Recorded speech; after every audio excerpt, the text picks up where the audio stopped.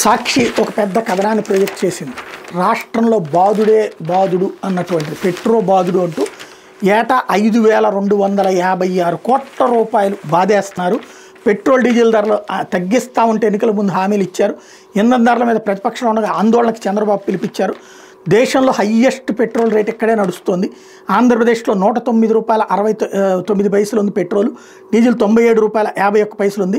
మన తర్వాత హయ్యెస్ట్ తమిళనాడు 101 రూపాయల 70 పైసలు, డీజిల్ 93 రూపాయల 31 పైసలు, ఒరిస్సా 102 రూపాయల 19 పైసలు పెట్రోలు, 93 రూపాయల 75 పైసలు డీజిల్, కర్ణాటక 103 రూపాయల 80 పైసలు పెట్రోలు, 89 రూపాయల 81 పైసలు డీజిల్, యానం 90 రూపాయల 96 రూపాయల 92 పైసలు పెట్రోలు, 86 రూపాయల 75 పైసలు డీజిల్, కేరళ 106 రూపాయల 65 పైసలు పెట్రోలు, 95 రూపాయల 70 పైసలు డీజిల్, తెలంగాణ 107 రూపాయల 81 పైసలు పెట్రోలు, 98 రూపాయల 2 పైసలు డీజిల్ అన్నటువంటిది.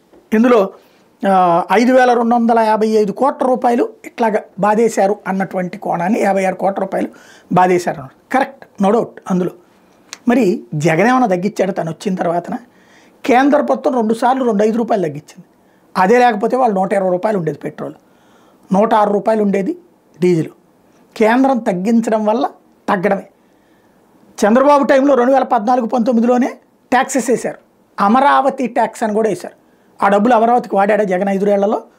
3 రాజధానులను పెట్టాడు కదా. అప్పుడు పోయిన అమరావతికి ఏమన్నా ఆ పెట్రోల్ డబ్బులు ఏమైనా ఖర్చు పెట్టాడా? పెట్టలేదే. అదే సందర్భంలో జగన్ వచ్చి ఇంకో 2% ట్యాక్స్ వేసుకొచ్చినటువంటి పరిస్థితి. అదేదో వేరే కార్యక్రమానికి పేరు చెప్పేసి అది మాత్రం బిగించేశారు.